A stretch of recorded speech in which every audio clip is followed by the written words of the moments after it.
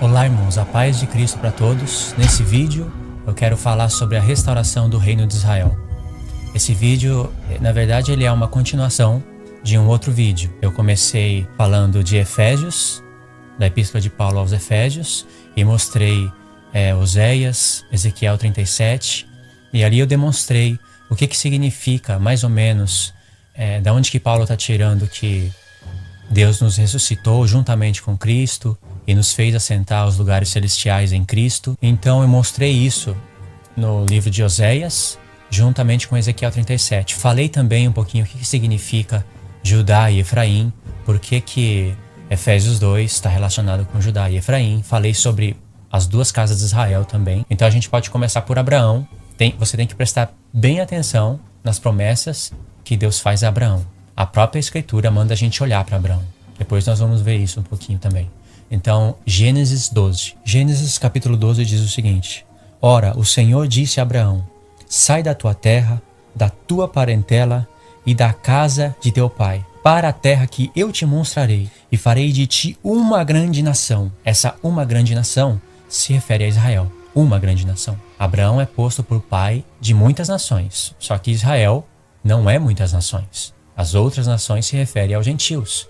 Essa uma grande nação se refere a Israel, as 12 tribos. Verso 2: E farei de ti uma grande nação, e te abençoarei, e engrandecerei o teu nome, e tu serás uma bênção. Abençoarei os que te abençoarem, e amaldiçoarei aquele que te amaldiçoar. E em ti serão benditas todas as famílias da terra. Presta atenção nessa frase. E em ti serão benditas todas as famílias da terra. Se referindo, é claro, nos passos de Abraão, na fé dele e na obediência que ele teve à voz de Deus. A descendência de Abraão, Paulo fala em Gálatas 3 que é Cristo.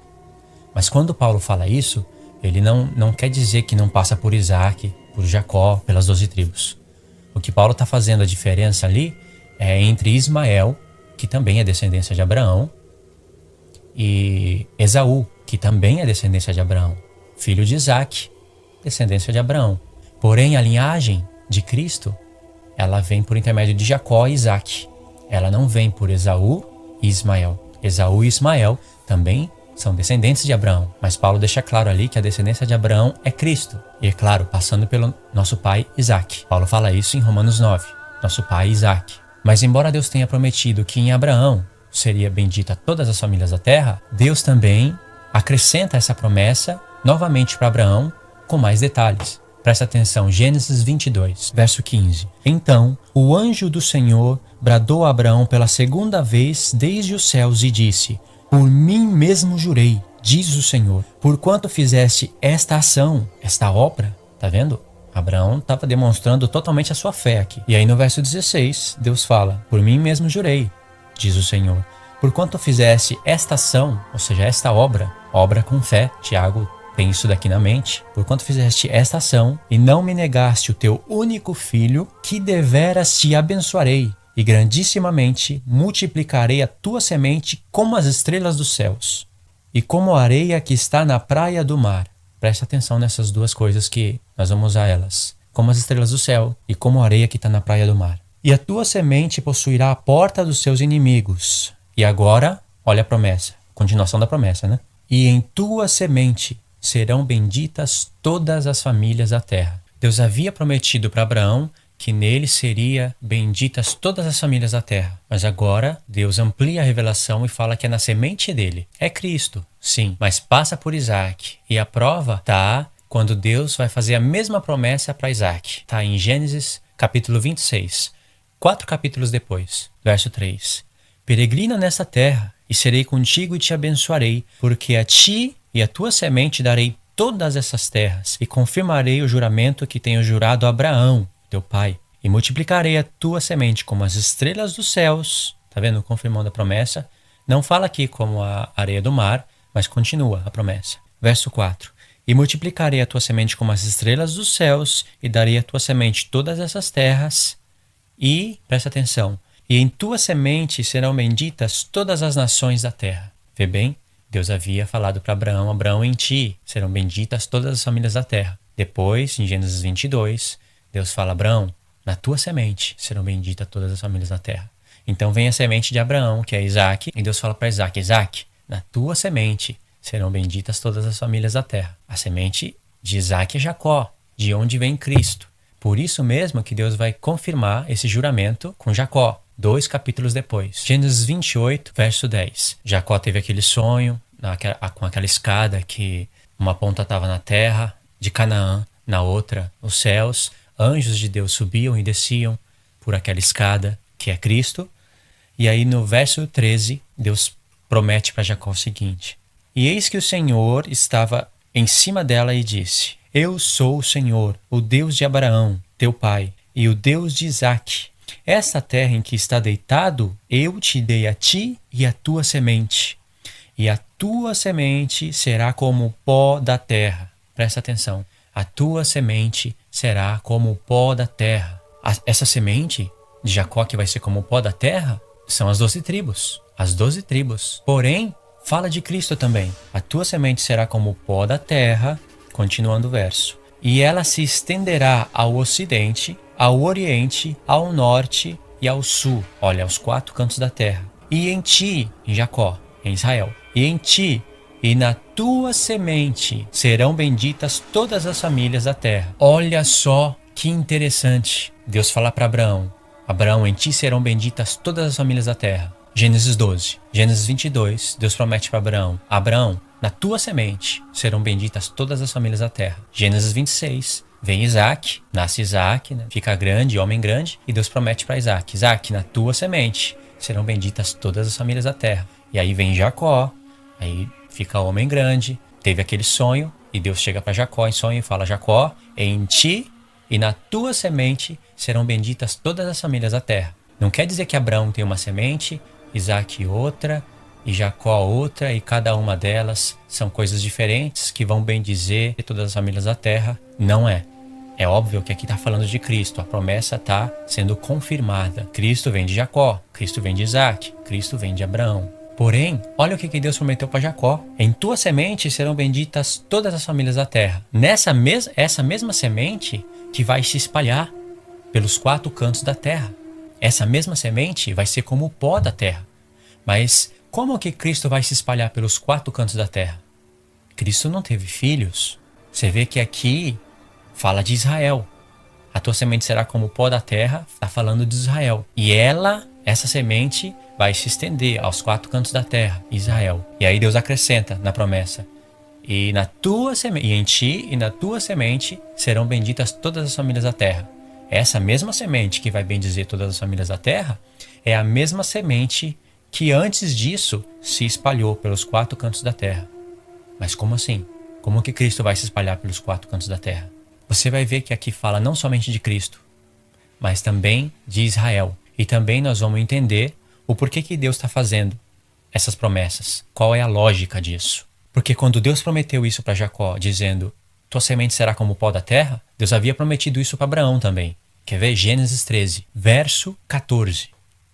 E disse o Senhor a Abraão, depois que Ló se apartou dele: levanta agora os teus olhos e olha desde o lugar onde estás, para a banda do norte, do sul, do oriente e do ocidente. Porque toda essa terra que vês, eu vou dar a ti e a tua semente para sempre. E no verso 16, Deus continua: e farei a tua semente como o pó da terra. Tá vendo? A semente de Abraão é Cristo. Como Cristo vai ser como o pó da terra? Mesma coisa que prometeu para Jacó, lembra? Em Gênesis 28. De maneira que se alguém puder contar o pó da terra, também a tua semente será contada. Agora nós vamos começar a ampliar a revelação. Olha o que Deus vai prometer para Jacó. Você tem que ler isso com atenção, porque isso tem a ver com os outros vídeos que eu falei. É através dessas promessas que você vai entender o porquê que os gentios é a casa de Israel e o porquê que a casa de Israel é chamada de Efraim. E é claro, o porquê que é necessário se entender essas coisas, se você quiser ser participante da restauração das coisas de Deus, da restauração do reino dele. Preste atenção, Gênesis 35, verso 9. E Deus apareceu outra vez a Jacó, vindo de Padã-Arã, e o abençoou, e disse-lhe Deus: o teu nome é Jacó, o teu nome não será mais Jacó, mas Israel será o teu nome. E chamou o seu nome Israel. Quando Deus muda o nome de Jacó, olha o que ele acrescenta. Olha a promessa. E Deus disse-lhe mais: eu sou o Deus Todo-Poderoso. É o Deus que pode todas as coisas. Olha por que Deus fala, eu sou o Deus Todo-Poderoso. Por que Deus mistura essa expressão com a promessa? Frutifica e multiplica. Uma nação e uma multidão de nações sairão de ti, e reis procederão de ti. Você vê? Uma nação, vírgula, e uma multidão de nações sairão de ti. Essa uma nação, primeiramente, é Israel. Lembra em Gênesis 12 o que Deus prometeu para Abraão? Uma nação sairá de ti. Essa é Israel. Mas em Gênesis 17, que a gente nem leu ainda, Deus vai colocar Abraão por pai de multidão de nações. E vai falar que reis vão proceder dele. Depois a gente passa por lá. Mas olha que Deus confirma com Jacó. Uma nação, vírgula, e uma multidão de nações sairão de ti. Essa uma nação primeiramente é Israel. Israel é uma nação. Agora, essa multidão de nações se refere à semente de Israel sendo como o pó da terra. Aí estão os gentios.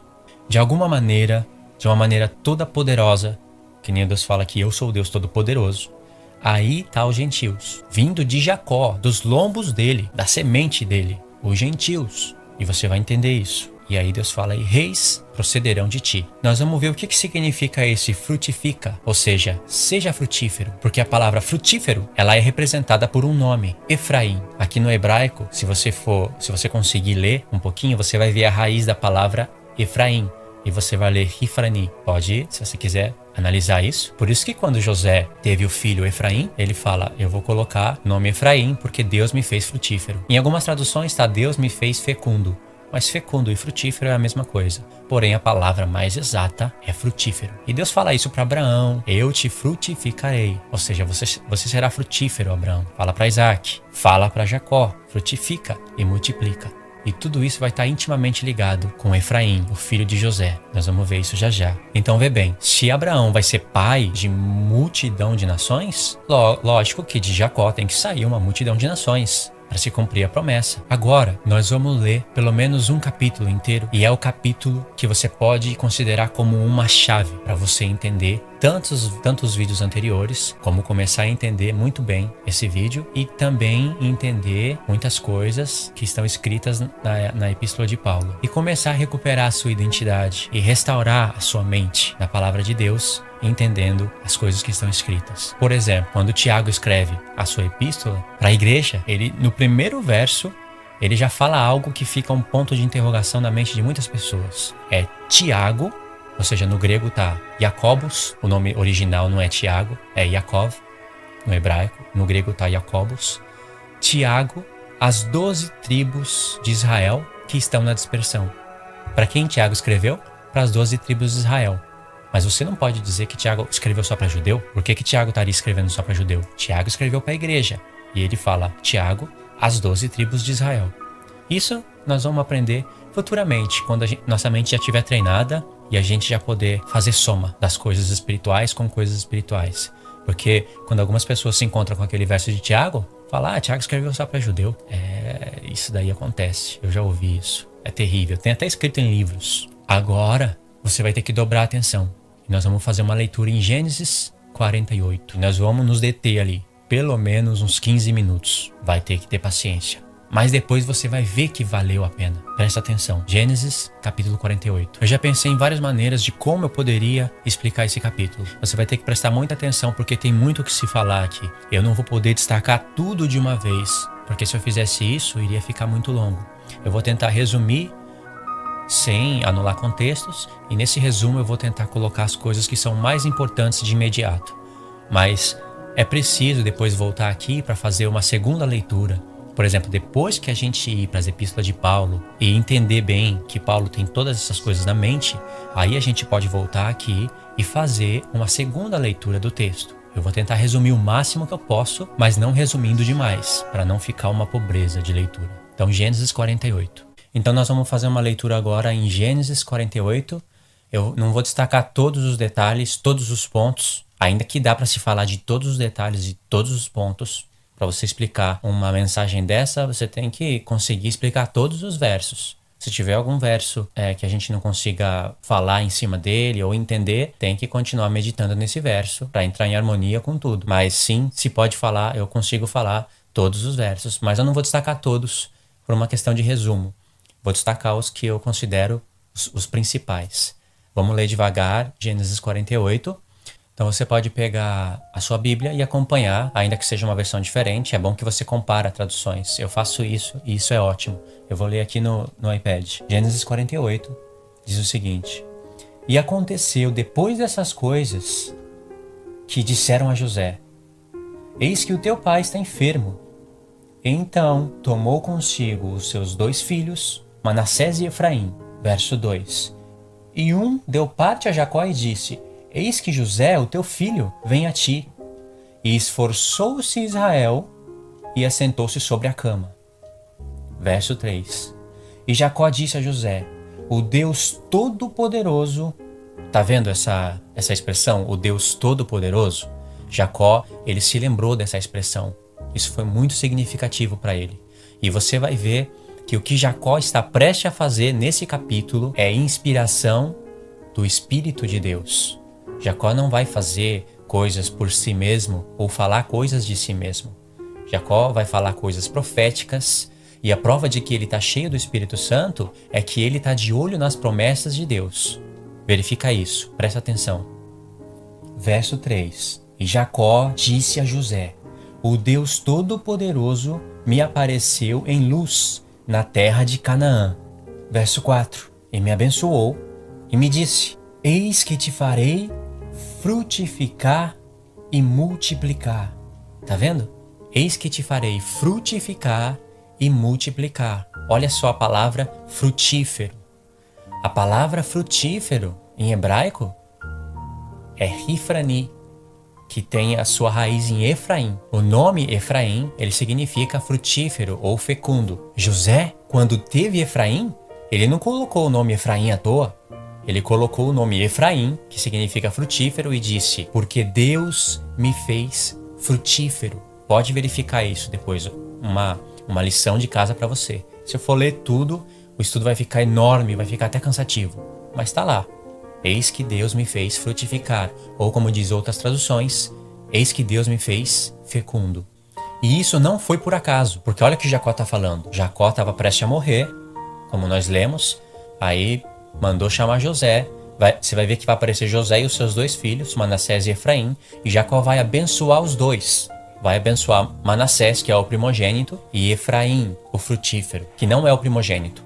Mas olha só o que vai acontecer. Verso 4. E me disse, Jacó dizendo para José: Deus Todo-Poderoso me apareceu na terra de Canaã e me abençoou e me disse: Eis que te farei frutificar e multiplicar, e te porei por multidão de povos, como diz outras traduções, e te farei uma multidão de povos. Lembra? Lá em Gênesis 35, no verso 9 até eu acho que o 11, quando Deus aparece para Jacó, ele muda o nome de Jacó para Israel e promete para Jacó que dele faria multidão de nações.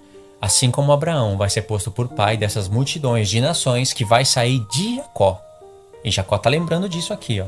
Lembrando do quê? Das promessas do Espírito de Deus. Então vê que Jacó está sendo inspirado pelo Espírito Santo. E eis que te farei frutificar e multiplicar, e te porei por multidão de povos gentios, e darei esta terra à tua semente depois de ti, em possessão perpétua. Jacó falando com José ainda. Agora, pois, os teus 2 filhos que te nasceram na terra do Egito, antes que eu viesse a ti, são meus. Efraim e Manassés serão meus, como Rúben e Simeão. Jacó está tomando os 2 filhos de José para ele, ou seja, vai fazer parte de Israel, Manassés e Efraim, falando para José: os seus 2 filhos são meus. E há um significado muito grande para isso. Continua prestando atenção. Vamos no verso 8. E Israel viu os filhos de José e disse: Quem são estes? E José disse a seu pai: eles são meus filhos, que Deus me tem dado aqui. E ele disse, Israel disse: peço-te, traz eles aqui, para que eu os abençoe. Verso 10. Olha só o que a Escritura vai fazer questão de destacar. Os olhos, porém, de Israel eram carregados de velhice e não podia ver bem, ou seja, não podia ver direito. E José fez chegar os dois filhos até Jacó, e os beijou e os abraçou. Verso 11. E Israel disse a José: eu não cuidava ver o teu rosto, e eis que Deus me fez ver a tua semente também. Verso 12. Então José os tirou dos seus joelhos e inclinou-se à terra diante da sua face, ou seja, da face de Jacó. Presta atenção agora nessa parte. E tomou José a ambos, a Efraim na sua mão direita, à esquerda de Israel, e Manassés na sua mão esquerda, à direita de Israel, e os fez chegar a ele, ou seja, a Jacó. José pegou Efraim na sua mão direita e Manassés na sua mão esquerda e levou até Israel. Ou seja, Efraim, que estava na mão direita de José, estava à esquerda de Israel. E Manassés, que estava na mão esquerda de José, estava à direita de Israel. De maneira que quando Jacó fosse abençoar os filhos de José, a sua mão esquerda ela iria sobre a cabeça de Efraim e a mão direita, a sua destra, onde a bênção da primogenitura ia na cabeça de Manassés, o primogênito. A mão esquerda de Jacó na cabeça de Efraim e a destra de Jacó na cabeça de Manassés, o primogênito. José levou em ordem e Jacó não podia ver direito, como diz no começo do texto. Mas olha só o que Jacó, inspirado pelo Espírito Santo, vai fazer. Mas Israel estendeu a sua mão direita e a pôs sobre a cabeça de Efraim, ainda que era o menor, e a sua mão esquerda pôs sobre a cabeça de Manassés, dirigindo as suas mãos propositadamente. Esse propositadamente é inspiração do Espírito Santo, do Espírito de Deus. Porque olha só o que Jacó vai falar, com as suas mãos cruzadas de propósito. Verso 15. E abençoou a José e disse, ou seja, Jacó abençoou a José e disse, a bênção está indo para José. Em Gênesis 49, todos os seus filhos vão ser abençoados com bênçãos proféticas, que algumas delas são até difíceis de se entender. Mas o primeiro filho a ser abençoado é José. E abençoou a José e disse, o Deus em cuja presença andaram os meus pais Abraão e Isaque, o Deus que me sustentou desde que eu nasci até esse dia. Verso 16. O anjo que me livrou de todo mal, abençoe estes rapazes. Esse é o anjo do Senhor, que sempre teve com Jacó, que é o Messias, o Cristo. O anjo que me livrou de todo mal, abençoe estes rapazes e seja chamado neles o meu nome e o nome de meus pais Abraão e Isaque. E multipliquem-se como multidão de peixes no meio da terra.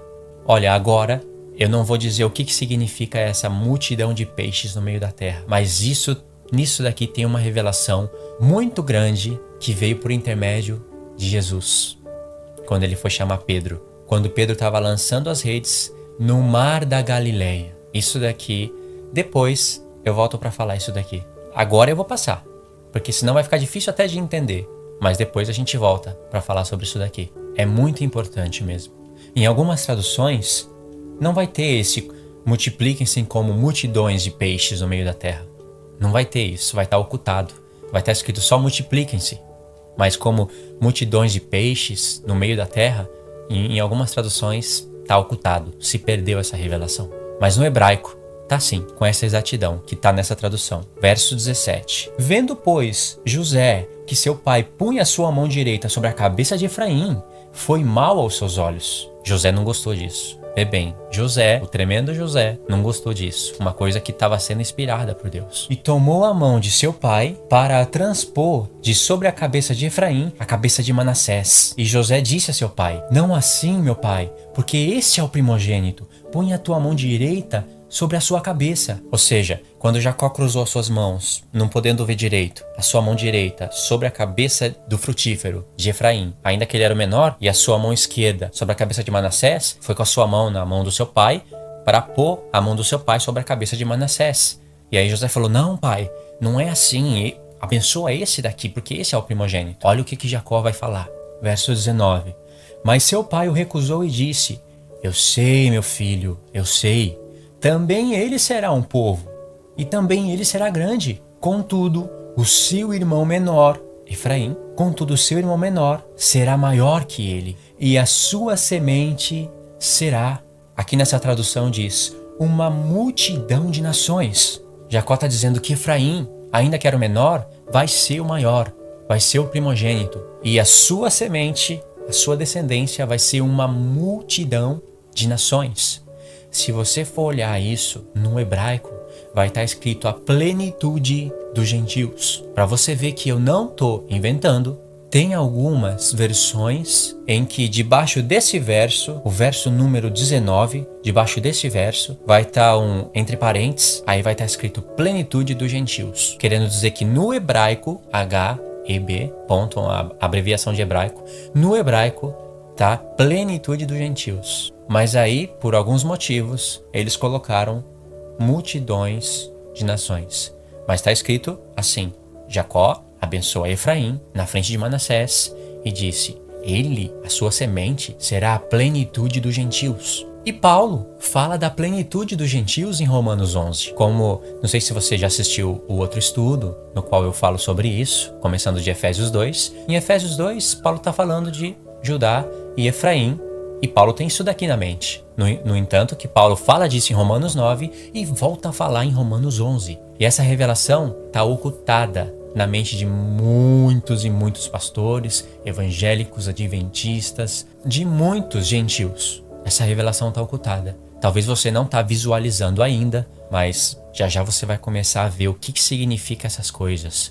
Até o escritor de Hebreus fala disso. Lá em Hebreus 11, o escritor de Hebreus fala que Isaac, pela fé, abençoou Jacó e Esaú acerca de coisas futuras. E quando você vai ver as bênçãos que Isaac deu a Jacó, você vai ver lá em Gênesis 28 que Isaac abençoou a Jacó e disse para ele se tornar frutífero e ser uma multidão de povos. Eu não sei se você está conseguindo entender o plano de Deus. Deus disse que a semente de Abraão seria como o pó da terra. E Deus prometeu isso para Jacó também. Deus prometeu para Abraão que ele seria pai de multidão de nações. Deus prometeu para Jacó que dele iria sair uma multidão de nações. E Isaac abençoou a Jacó acerca de coisas futuras, dizendo que Jacó iria se tornar em uma multidão de nações. Gênesis 28. Em Gênesis 35, o próprio Espírito Santo abençoa Jacó e fala: seja frutífero, Efraim, seja frutífero, e de você saia uma multidão de nações. Agora, o que Jacó está fazendo aqui? Jacó, em Gênesis 48, ele olhou para todos os filhos, para todos os seus filhos, e ele, inspirado pelo Espírito Santo, viu que José, que é filho dele, José é filho de Jacó, José tinha um filho com o nome frutífero. E Jacó, inspirado pelo Espírito Santo, antes de abençoar os dois filhos de José, ele vê que um tinha um nome pelo qual se cumpriria a promessa feita a ele, que Jacó seria frutífero e dele sairia uma multidão de gentios. Então Jacó abençoa Efraim, o frutífero, e antes mesmo de Jacó abençoar a Efraim, ele fala para José: olha, o Deus Todo-Poderoso me apareceu lá em Canaã, em Luz, na terra de Luz, e me prometeu que eu iria ser frutífero e que de mim iria sair uma multidão de povos. Quem são esses dois? São seus filhos? Manassés e o frutífero? Traz eles aqui para eu abençoar. Tá vendo? Jacó está de olho nas promessas do Espírito Santo e sendo inspirado pelo Espírito Santo. E o que Jacó fala? Qual é a bênção profética que Jacó coloca em Efraim? Seja uma multidão de nações, como diz o original, seja a plenitude dos gentios. Isso quer dizer que esse nome, Efraim, e a descendência dele, iria sair os gentios, as nações que iriam fazer parte de Israel. Como esse plano vai ser desenvolvido e desenrolado, nós vamos prosseguir agora no estudo e vamos verificar e vamos ver. E você vai poder ver e verificar qual é a importância para a nossa vida da gente entender essas coisas. Muitas doutrinas de homens vão começar a cair. E você vai ver quem que é você e de onde você veio. As coisas de Deus são espirituais. Portanto, como Paulo disse, as coisas de Deus se compreendem espiritualmente. Porém, as coisas de Deus que são espirituais, elas começam nas coisas literais. Para você entender o espiritual, você tem que olhar para o literal de Deus. Mas ninguém pode entender o literal se primeiro não for espiritual. Quer dizer que você, sendo espiritual, você vai ler as coisas de Deus, as coisas literais, e mais para frente, comparando textos com textos, coisas espirituais com coisas espirituais, você vai ver que nas coisas literais de Deus, ele deixou ocultas as coisas espirituais. É claro, você vai ver o povo de Deus, 12 tribos, literais. Mas isso vai acabar lá na Nova Jerusalém. A esposa do Cordeiro sendo formada de 12 portas. Em cada porta, 12 mensageiros, 12 anjos. E nas portas, em cada porta, estava escrito o nome dos 12 filhos de Israel. Em cada porta, um nome. Isso estava no muro. O mesmo muro, com 12 fundamentos. Em cada fundamento, o nome de cada apóstolo. Tá vendo? 12 portas, 12 fundamentos. Cada porta era uma pérola, 12 pérolas. Tá vendo? Esse mesmo muro, com 12 portas e 12 fundamentos, tinha 144 côvados, fazendo alusão aos 144 mil. Por que 144 mil? 12 vezes 12 vai dar 144. E 1000, falando do milênio, aonde a esposa do Cordeiro vai reinar sobre a terra. Tá vendo? Começa no literal, mas acaba no espiritual. Mas não é só porque acabou no espiritual que você vai se perder no literal. Se você não compreende perfeitamente o literal, você vai se perder no espiritual. Porque se você não compreendeu nem o literal, como você vai entender o espiritual? Por isso que é necessário esse estudo e entender essas coisas. Efraim, que é filho de Jacó, que é filho de Isaac, que é filho de Abraão. Efraim vai ser a plenitude dos gentios. Esquece um pouco a tribo, mas olha para o nome. Efraim, olha para as coisas proféticas. O nome é profético, frutífero, Efraim. Isso vai ter desenrolamento quando o reino de Deus se dividir. E lá no livro de Oséias, se você assistiu o primeiro estudo, você já está entendendo um pouquinho sobre o que eu estou falando agora. Caso você ainda não assistiu o primeiro estudo, tudo bem, continua com paciência agora para você poder entender o resto. Quando for assistir o outro estudo, aí você faz a soma, averiguando tudo na palavra. Entendeu até aqui? Efraim tem uma bênção profética sobre ele, para ele se tornar a plenitude dos gentios. Se Efraim se tornar a plenitude dos gentios, e Efraim sendo filho de Jacó sai a multidão de nações, ou seja, se cumpre a promessa. Se de Jacó sai uma multidão de nações, se cumpre o que Deus prometeu, sua descendência será como o pó da terra. Se isso acontecer, se cumpre o que Deus prometeu para Abraão. Tá vendo? Uma linha de profecia totalmente, intrinsecamente ligada uma com a outra. Agora, a gente tem que, sabe aonde? Na divisão do reino de Deus. Na divisão das 12 tribos. Você vai ver o que Deus vai armar ali. De antemão, eu já quero adiantar para você o que vai acontecer na divisão do reino, por que o reino vai se dividir. Deus, podendo deixar unido, ele quis dividir. E nós vamos entender quais são as profecias que se desenrolam nessa divisão do reino. A divisão do reino você pode considerar uma chave para você poder entender muitas coisas que Paulo fala e até Apocalipse. Vê bem, Efraim é uma tribo, certo? Mas o nome é profético. Você acabou de ver em Gênesis 48. Depois que Deus dividir as 12 tribos, quando Deus fala Efraim, ele já não se refere à tribo, e sim às promessas. Então Efraim tem a ver com os gentios. Você vai ver que Efraim acaba sendo a casa de Israel. E quando Deus fala casa de Judá, ele já não está falando da casa de Israel. Já são coisas separadas, diferentes, uma das outras. O rei Salomão, ele vai pecar. E o que Deus vai fazer? Se você conhece um pouco da história de Israel, vai ficar melhor ainda. Tem pessoas que até sabem que Deus dividiu o reino dele, né? Até entende sobre a divisão do reino, mas elas só enxergam até aí. Não tem sentido profético, não tem nada. Por isso que não conseguem entender as cartas de Paulo. Tem pessoas que nem isso conseguem entender. São pessoas atrasadíssimas na palavra. Se você consegue entender que o reino de Deus se dividiu, se você sabe disso, é um bom caminho andado. Mas ali tem um ponto muito chave, muito profético. E Paulo, ele tem Isso na mente, essa parte da divisão do reino está na mente de Paulo. Você vai ver que o rei Salomão pecou. E o que Deus fez? Deus, por intermédio do pecado do rei Salomão, ele dividiu as 12 tribos. 10 tribos do norte, 2 tribos do sul. As 2 tribos são Judá e Benjamim. As 10 tribos, bom, é o resto das tribos de Israel. Então o reino de Deus ficou dividido. O próprio Deus chama as 10 tribos de casa de Israel e as 2 tribos de casa de Judá.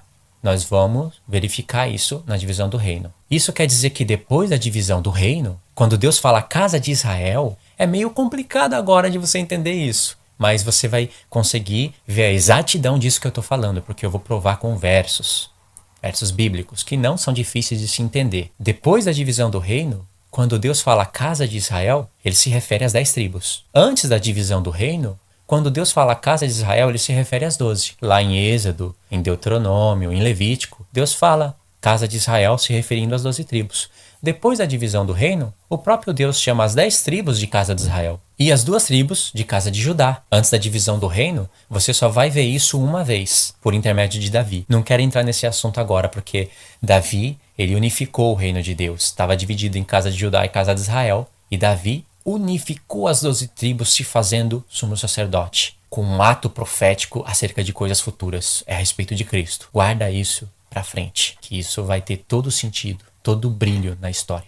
Então você vai ver o próprio Deus fazendo essa diferença. Sobre a casa de Israel, Deus vai colocar reis. Deus que vai dividir o próprio reino, ele podia deixar unido. Deus podia punir o rei Salomão, pegar as 12 tribos e passar as 12 tribos para outro rei. Deus não podia fazer isso? Ele podia. Mas como ele mesmo frisa em 1 Reis 12, ele fala, eu que dividi o reino. Eu quis fazer isso.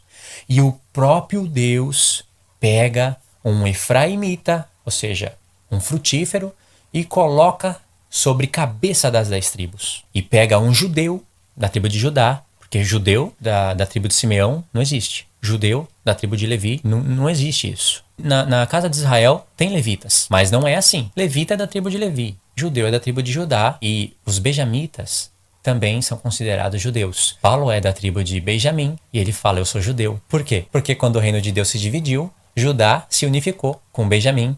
Sendo assim, os benjamitas passaram a receber o nome de judeu. Então, quando Deus faz essas coisas, Deus é o Todo-Poderoso, onisciente, aquele que elabora o seu plano de salvação. Ele não faz nada por acaso. Você acha que Deus dividiu o reino por acaso, sem sentido? E quando Deus dividiu o reino, você acha que ele deu 10 tribos para um efraimita por acaso? Se Deus deu as 10 tribos para um efraimita, para a tribo de Efraim, isso quer dizer que esse nome Efraim governa as 10 tribos. De maneira que quando Deus fala, Efraim se mistura com os povos, Efraim é um bolo que não foi virado, Efraim é meu filho das delícias, eu falo contra Efraim, mas eu me compadeço dele. Quando Deus está falando essas coisas em Oséias, em Jeremias, Deus não está falando da tribo. Deus está falando de maneira enigmática. Enigmática, mas não oculta.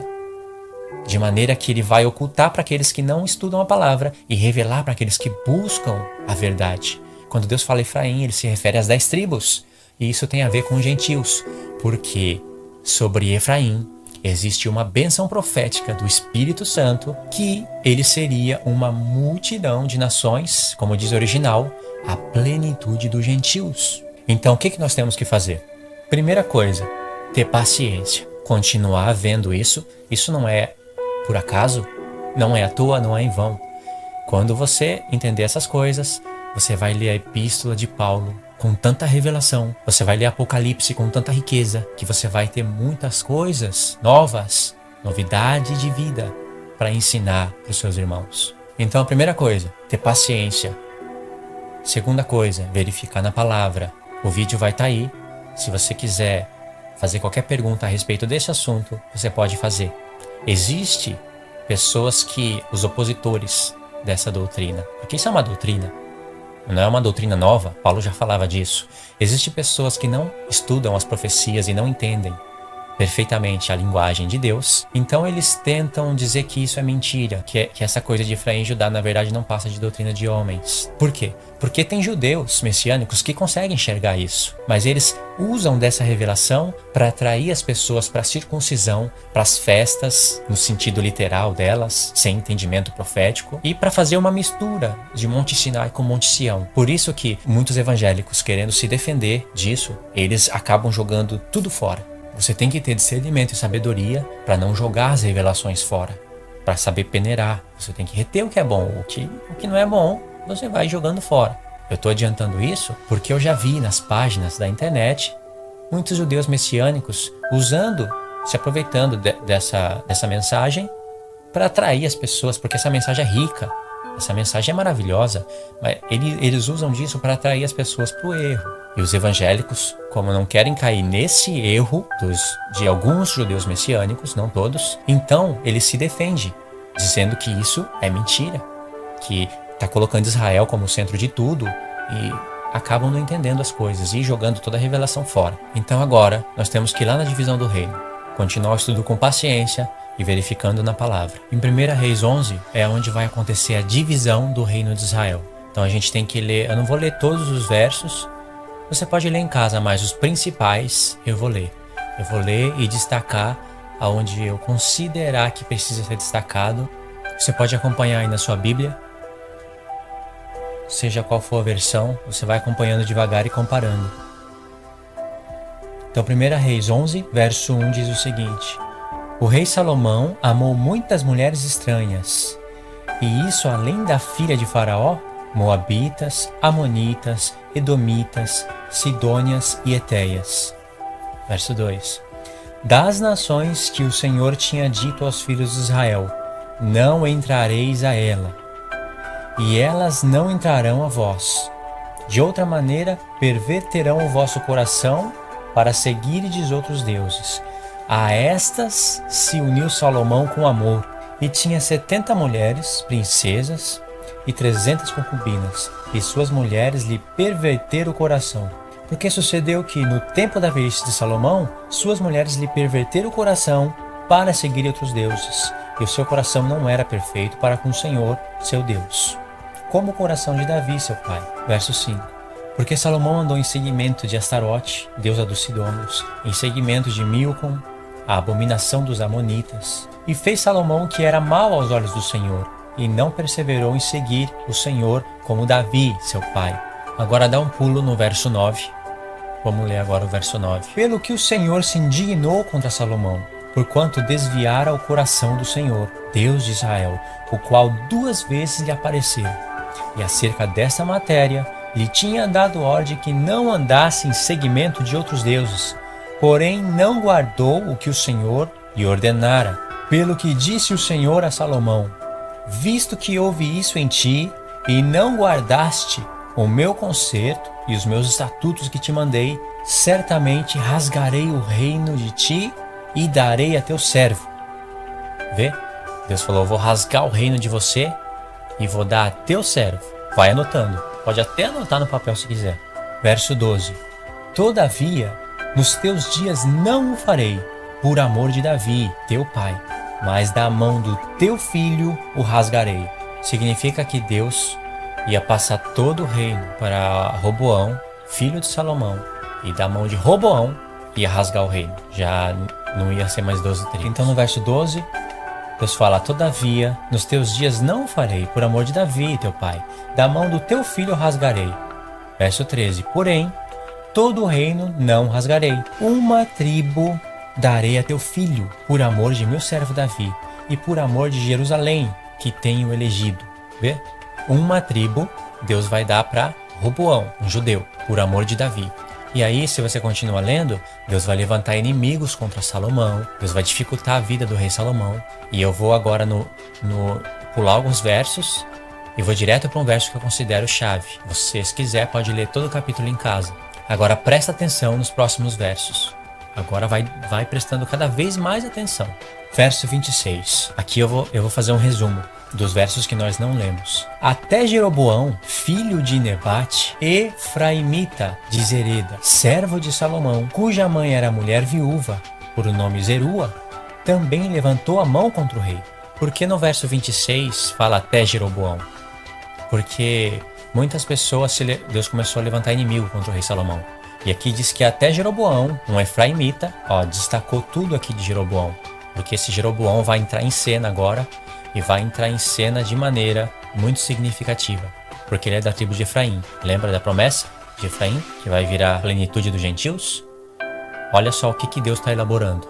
Agora nós vamos ler o verso 27. E vai ser necessário ler do verso 26 até o verso 40. E aí não vai dar para pular. E vai ter que ler devagar e com atenção. Presta atenção nisso. Verso 27. E esta foi a causa porque levantou a mão contra o rei. Salomão tinha edificado a Miló e cerrou as aberturas da cidade de Davi, seu pai. E o homem Jeroboão, que é um efraimita, era valente. E vendo Salomão, esse jovem, que era laborioso, o pôs sobre todo o cargo da casa de José. Olha só a preparação. Jeroboão, um efraimita, foi posto por Salomão sobre toda a casa de José, Manassés e Efraim. Parece que não tem nada a ver esse episódio, né? Parece histórias ocupando as páginas da Bíblia. Mas vai vendo. Verso 29. Sucedeu, pois, naquele tempo, que saindo Jeroboão de Jerusalém, o encontrou o profeta Aías, o silonita, o encontrou no caminho. E ele se tinha vestido de uma veste nova. Ele quem? O profeta Aías, o silonita. E ele se tinha vestido de uma veste nova. E sós estavam os dois no campo. Quem estava no campo? O profeta Aías com uma veste nova e Jeroboão, um efraimita. Olha só pro episódio. Presta atenção no que Deus vai fazer. E Aías pegou na veste nova que sobre si tinha e a rasgou em 12 pedaços e disse a Jeroboão. Olha só pro episódio. Presta atenção no que Deus vai fazer. E Aías pegou na veste nova que sobre si tinha e a rasgou em 12 pedaços e disse a Jeroboão: toma para ti os 10 pedaços. Porque assim diz o Senhor, Deus de Israel: eis que rasgarei o reino da mão de Salomão e a ti darei 10 tribos. O profeta Aías pegou a sua veste nova, rasgou em 10 pedaços e esses 10 pedaços representavam as 10 tribos de Israel, que foi dada para Jeroboão, um efraimita. Ou seja, Efraim ia estar governando as 10 tribos de Israel.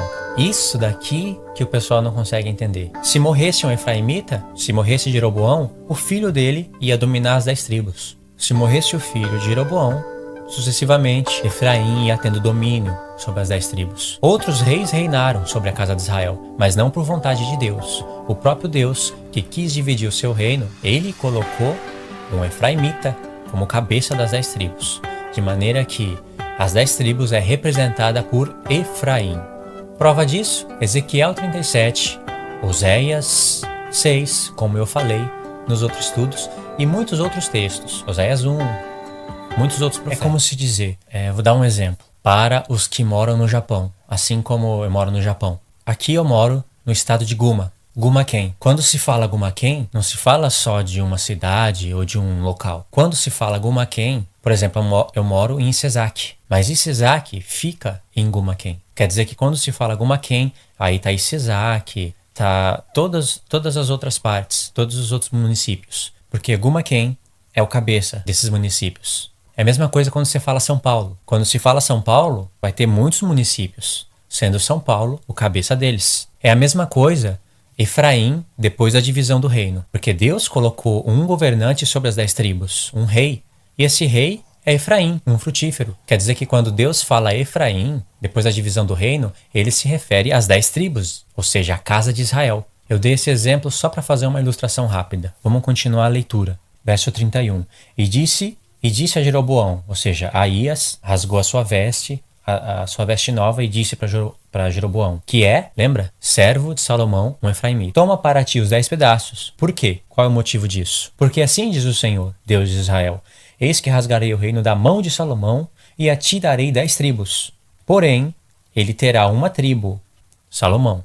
Ele terá uma tribo por amor de Davi, meu servo, e por amor de Jerusalém, a cidade que elegi de todas as tribos de Israel. 33. Porque me deixaram e se encurvaram a Astarote, deusa dos Sidônios, a Quemós, deusa dos Moabitas. Ou seja, aí Deus vai falar tudo que eles fizeram aí no verso 33, e no verso 34 continua: porém, não tomarei nada desse reino da sua mão, mas por príncipe o ponho por todos os dias da sua vida, por amor de Davi, meu servo, a quem elegi, o qual guardou os meus mandamentos e os meus estatutos. Mas das mãos do seu filho tomarei o reino e a ti darei as 10 tribos dele. Deus, que poderia ter deixado o seu reino unido, punido o pecado de Salomão, ter deixado o reino unido e passado esse reino unido para outro rei, ele não quis.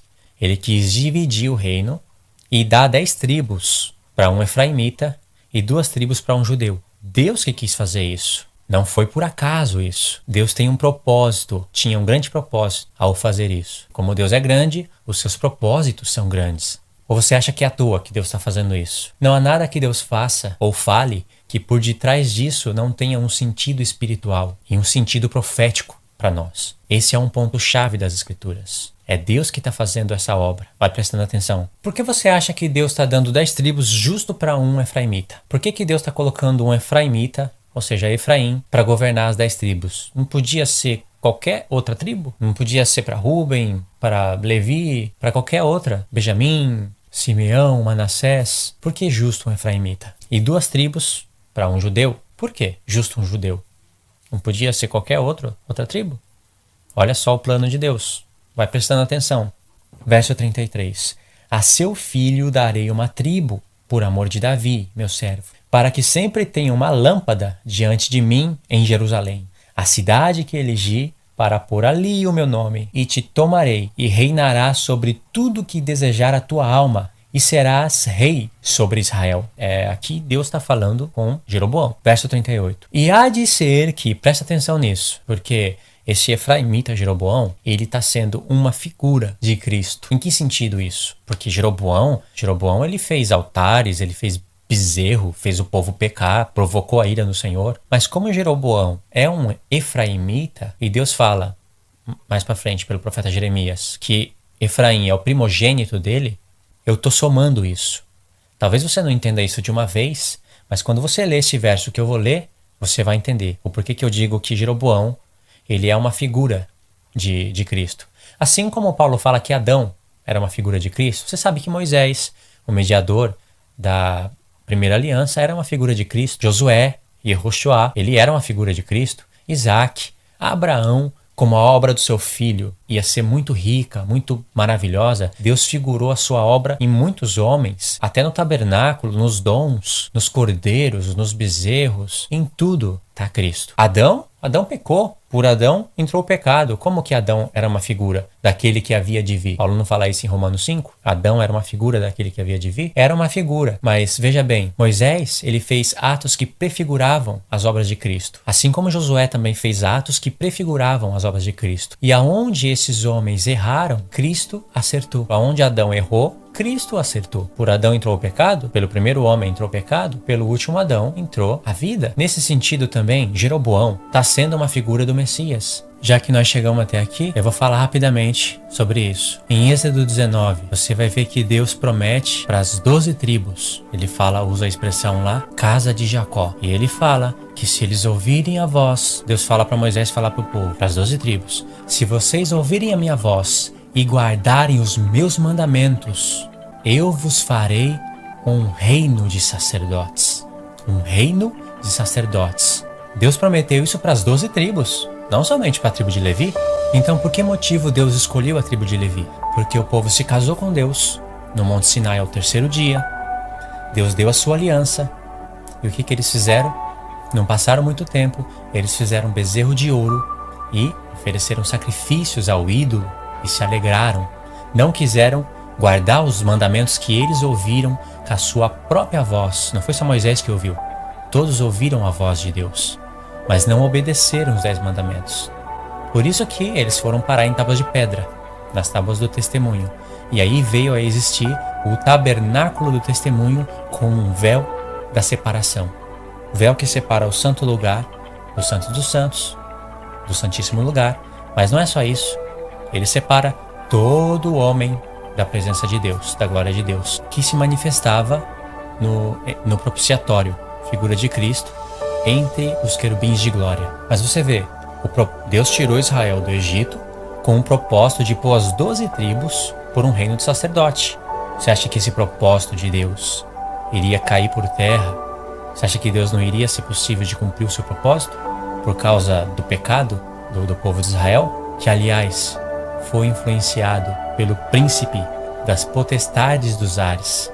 Israel pecou, sim, pecou, eles escolheram isso, mas a influência veio das potestades dos ares, as quais tem por príncipe Satanás. Você acha que Satanás ia frustrar o propósito de Deus? Não frustrou, porque Pedro, lá na sua primeira epístola, no capítulo 2, ele fala para tanto judeus como gentios: vocês são sacerdotes do Senhor, nação eleita, povo adquirido. Pedro está tirando isso lá de Êxodo 19. Aí ele fala: vocês que não eram povo, agora sois povo de Deus. Pedro está tirando isso da restauração do reino de Israel. Você vai entender isso mais pra frente. Ele falou tudo isso junto, tá vendo? Pedro fez essa soma. Deus escolheu a tribo de Levi, porque mesmo depois que todo Israel pecou, Deus, na sua graça e misericórdia, propôs o arrependimento para as tribos. E Moisés falou: quem é de Deus vem para cá. Somente a tribo de Levi foi pro lado de Moisés. E aí então Deus elegeu a tribo de Levi para cuidar do ministério do tabernáculo e dentre os filhos de Arão para servir ele como sacerdote do Senhor. E o que isso tem a ver com o que eu estava falando? Davi, ele foi o homem que unificou as 12 tribos e colocou as 12 tribos por um reino de sacerdote. Se você ler 1 Samuel, 2 Samuel, você vai enxergar isso. Você acha que Davi aboliu a lei ou ele cumpriu a lei? O que você acha disso? Qual é o testemunho que Deus dá de Davi? Encontrei Davi, homem segundo o meu coração. Não é verdade? Só que Deus não fala só isso. Ele fala: encontrei Davi, homem segundo o meu coração, que fará toda a minha vontade. E Davi colocou, além de ter unificado o reino de Deus, colocou as 12 tribos, tanto judeus como tinha gentios também, como um reino de sacerdotes. Quando Davi unificou as 12 tribos, ele colocou linho, roupa de linho, que só era lícito colocar o sacerdote da tribo de Levi. Davi colocou éfode. Isso, segundo a Torá, só podia ser para o sacerdote da linhagem de Arão. Davi é da tribo de Judá. O que você acha? Davi cumpriu a lei ou ele aboliu a lei? Davi entendeu a lei. Entendeu o plano que Deus traçou para a sua lei. Davi sabia que Deus não queria que só a tribo de Levi fosse um reino de sacerdote. Na verdade, nem todos os levitas poderiam ser sacerdote, somente os da linhagem de Arão. Davi entendeu que isso foi por causa do pecado do povo. Davi mesmo se levantou como o leão da tribo de Judá, figura de Cristo. Foi Cristo que unificou as 12 tribos através do seu sacrifício no madeiro. E você lembra de onde a gente estava? Em 1 Reis, verso 38. E há de ser que... Quem está falando isso? Deus. Para quem? Para Jeroboão. Lembra? Um efraimita, um frutífero, que vai fazer aqui uma figura de Cristo. E quem vai abrir essa visão é esse próprio verso, tendo o entendimento do que é tabernáculo de Davi, são as 12 tribos. Davi não edificou o tabernáculo, e tendo o entendimento de todo o plano, de todo o propósito de Deus. E há de ser que, se ouvires tudo o que eu te mandar, quem fez isso? Foi Cristo. E andares pelos meus caminhos, e fizer o que é reto aos meus olhos, guardando os meus estatutos, os meus mandamentos, como fez Davi, meu servo. Muitas vezes o Espírito Santo se refere a Davi, mas falando de Cristo. Meu servo Davi reinará sobre eles eternamente. Está falando de Cristo. Como fez Davi, meu servo, eu serei contigo e te edificarei uma casa firme, como edifiquei a Davi, as 12 tribos. E te darei Israel. Como assim te darei Israel? Te darei tudo, todo Israel. Porque aqui Deus já tinha colocado Jeroboão, o efraimita, por cabeça das 10 tribos. Agora vamos recapitular. Deus dividiu o seu próprio reino quando ele poderia ter deixado unido. Deus deu propositadamente 10 tribos para um efraimita, para Efraim. De maneira que agora Efraim é o cabeça das 10 tribos, e as 10 tribos, que é chamada de casa de Israel, você vai ver isso já já, é representada por Efraim. De maneira que depois da divisão do reino, muitas vezes quando Deus fala Efraim, ele já não fala mais de tribo, ele fala já de um reino.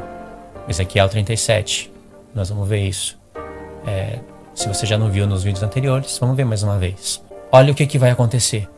Só por essa leitura, a gente já sabe que foi Deus que quis dividir o seu reino, foi Deus que quis fazer toda essa obra, foi Ele que quis dar 10 tribos para um efraimita, 2 tribos para um judeu, Ele que quis fazer tudo isso. Só por essa leitura já dá para entender, mas Deus, querendo deixar firme esse pensamento, Ele mesmo fala com a sua própria boca, para Ele selar isso.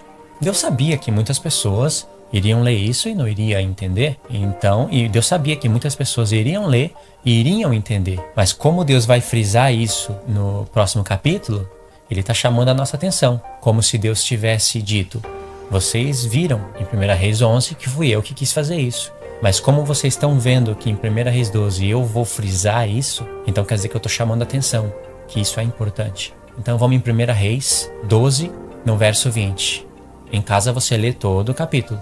Eu vou fazer um resumo. Houve ali guerra entre o rei, entre Roboão, filho de Salomão, e entre Jeroboão, servo de Salomão. Roboão, da tribo de Judá, e Jeroboão, da tribo de Efraim. Houve ali uma contenda entre eles, mas tudo isso foi para se cumprir a palavra do Senhor. Você vê isso lendo tudo. O que nós vamos ler agora é 1 Reis 12, versos do 20 ao 22. E nós vamos ver ali duas coisas importantíssimas. 1 Reis, capítulo 12, do verso 20 ao 22. Então, o verso 20 diz assim: E sucedeu que, ouvindo todo Israel que Jeroboão, lembra? Jeroboão, o efraimita, que aquele que recebeu as 10 tribos pela vontade do próprio Deus, que Jeroboão tinha voltado, enviaram e o chamaram para a congregação e o fizeram rei sobre todo Israel, sobre todo o Israel. Os homens o fizeram rei sobre todo Israel. Deus havia colocado ele sobre as 10 tribos. E ninguém seguiu a casa de Davi, senão a tribo de Judá. Olha as coisas se encaminhando. Verso 21. Vindo, pois, Roboão, aquele que recebeu uma tribo por amor de Davi. Só que ele recebeu uma tribo, se Jeroboão recebeu 10 tribos e Roboão recebeu uma tribo, tá faltando uma tribo, né? Porque 10 mais 1, 11. Aonde que está, então, essa tribo que está faltando? Qual é essa tribo? Essa tribo que está faltando é Benjamim. Benjamim ficou com Judá, como você pode encontrar em 1 Reis 11 e em 1 Reis 12. E lembra que lá no Novo Testamento você vai ver Paulo falando: eu sou da tribo de Benjamim, eu sou judeu da tribo de Benjamim. Se Judá e Benjamim não tivessem unificado, Paulo não poderia falar: eu sou judeu da tribo de Benjamim, mas essas tribos se unificaram. As 12 tribos não é judeu. Isso daí é erro de pastores, de evangelistas, de presbíteros, de diáconos, tudo da igreja da Assembleia de Deus e outras denominações. É erro. Você não pode chamar as 12 tribos de judeu. Judeu é da tribo de Judá, tendo em vista a unificação com Benjamim. Alguns levitas são chamados de judeus pelo motivo de que alguns levitas ficaram com o Reino do Sul. Então eles receberam o nome de judeus por viver lá na Judéia, em Israel, em Jerusalém, em todas as partes de Israel, mas eles são levitas, quer dizer, da tribo de Levi. Não pode misturar todas essas coisas, isso é importante. Então, continuando o verso, vamos ler o 21 mais uma vez. Vindo, pois, Roboão a Jerusalém, ajuntou toda a casa de Judá e a tribo de Benjamim. Tá vendo? Aqui é onde está aquela tribo que estava faltando. Aqui, ó. Ajuntou toda a casa de Judá e a tribo de Benjamim. Elas se unificaram. 180.000 escolhidos, destros para a guerra, para pelejar contra a casa de Israel, para restituir o reino a Roboão, filho de Salomão. Ou seja, o que nós lemos no verso 20? Por isso que tem que ler com atenção. O que nós lemos no verso 20? Nós lemos que todo Israel fez Jeroboão, o efraimita,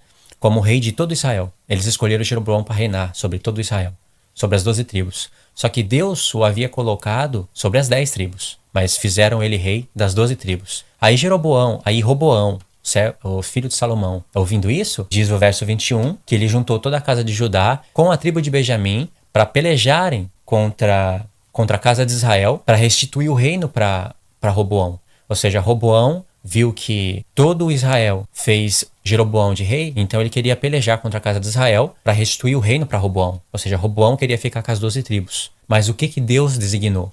Deus designou 10 tribos para Jeroboão, o servo de Salomão, efraimita, e 2 tribos, na verdade Deus já sabia que Benjamim ia se unificar com Judá. Deus designou 2 tribos para Roboão. Deus que dividiu o seu reino, 10-2, foi Deus. E aí eles iam pelejar contra a casa de Israel para restituir o reino a Roboão, filho de Salomão. verso 22. Presta atenção. Veio, porém, a palavra de Deus a Semaías, homem de Deus, dizendo: Fala a Roboão, filho de Salomão, rei de Judá, e toda a casa de Judá, e a Benjamim, e ao resto do povo, dizendo, verso 24. Presta atenção nisso. Assim diz o Senhor: Não subireis, nem pelejareis contra os vossos irmãos, os filhos de Israel. Volte cada um para a sua casa, porque eu é quem fiz esta obra. E ouviram a palavra do Senhor e voltaram segundo a palavra do Senhor. Você vê o que Deus disse? Eu fiz essa obra. Que obra? A obra da divisão do reino. Deus está falando, ele está frisando, eu que fiz essa obra. Eu que quis dividir as 12 tribos e dar 10 tribos para Jeroboão e 2 tribos para Roboão. Fui eu que quis chamar as 10 tribos de casa de Israel e as 2 tribos de casa de Judá. Deus está falando, fui eu que quis colocar Efraim sobre o governo das 10 tribos e Judá governando as 2 tribos. Deus está falando, eu que fiz isso. E você pode ler, verificar isso no verso 21. Olha a separação. Deus tinha dividido o reino, não é verdade? E como ele dividiu? Olha só a divisão no verso 21. Vindo, pois, Roboão a Jerusalém, ajuntou toda a casa de Judá e a tribo de Benjamim. Tá vendo? 180.000 homens escolhidos, destros para a guerra, para pelejar contra a casa de Israel. Tá vendo? Casa de Judá e casa de Israel? Separados, está diferente agora. Não é mais... Agora a casa de Israel não está falando mais de 12 tribos. Está falando das 10 tribos. Eles iam pelejar para restituir o reino de novo para Roboão, filho de Salomão. E Deus falou, para com isso porque eu que fiz essa obra. Tá vendo a divisão? Casa de Judá e casa de Israel? Mas isso não era assim no começo. Verifica isso comigo. Eu separei aqui em casa alguns textos, mas tem muitos para você verificar. Se você tiver uma Bíblia de pesquisa aí na sua casa, uma Bíblia eletrônica, digita Casa de Israel nos primeiros livros ali da lei e vê o que significa a Casa de Israel. Eu separei alguns versos só para você ver. O primeiro está em Êxodo 16:31. E chamou a casa de Israel o seu nome Maná, e era como semente de coentro, era branco, e o seu sabor como bolos de mel. Aqui está falando que a casa de Israel chamou aquele pão que desce do céu de Maná. Mas quando fala casa de Israel, está se referindo às 12 tribos, porque aqui não estava separado. O outro verso vai estar em Êxodo 40:38. Êxodo 40:38. O verso 38 diz: Porquanto a nuvem do Senhor estava de dia sobre o tabernáculo, e o fogo estava de noite sobre ele, sobre o tabernáculo, perante os olhos de toda a casa de Israel, em todas as suas jornadas. Tá vendo? Perante a nuvem, estava sobre o tabernáculo e o fogo também, perante os olhos de toda a casa de Israel. Essa toda a casa de Israel se refere às 12 tribos. Mais um verso, Levíticos 10, verso 6. Diz o seguinte: E Moisés disse a Arão e a seus filhos Eleazar e Itamar: Não descobrireis as vossas cabeças, nem rasgareis vossas vestes, para que não morrais, nem venha grande indignação sobre toda a congregação. Mas vossos irmãos, toda a casa de Israel, lamentem este incêndio que o Senhor acendeu. Toda a casa de Israel, vossos irmãos, toda a casa de Israel, quer dizer, não só vossos irmãos, toda a casa de Israel, lamentem esse incêndio que o Senhor acendeu. E tem muitos outros versos. Eu vou ler só esses 3 aqui para você resumir. E quando chega na divisão do reino, você já vai ver casa de Judá e casa de Israel. De maneira que depois da divisão do reino, Deus trata diferente. Quando ele usa o termo casa de Israel, ele já não fala das 12 tribos, e sim de 10. Isso, irmãos, é o que vai acontecer quando Deus fala da nova aliança. Eis que farei nova aliança com a casa de Israel e com a casa de Judá. Tá vendo? As 2 casas. Ali não está falando de gentios. Quer dizer, não está falando explicitamente de gentios. Mas, através do estudo, você está vendo que os gentios estão ali na casa de Israel. Por isso que Deus não fala, eis que farei nova aliança com a casa de Israel, com a casa de Judá e com os gentios. Porque os gentios já estão ali na casa de Israel. Vê se você entende esse mistério. Antes da divisão do reino, a casa de Israel falava das 12 tribos, não é verdade? Mas depois da divisão do reino, o próprio Deus chama a casa de Israel, as 10 tribos, e casa de Judá, as 2. Quando Deus vai falar da nova aliança, ele confirma casa de Judá e casa de Israel, ou seja, já a casa de Israel não são as 12 tribos. Casa de Judá não fala de mais de 2 tribos, por causa que são 2 reinos. Quando ele vai falar da nova aliança, o que é a nova aliança? A nova aliança é Cristo unificando essas 2 casas, formando uma só casa. E aí o termo casa de Israel, quando se fala depois da nova aliança, o Messias na cruz, no madeiro, quando se fala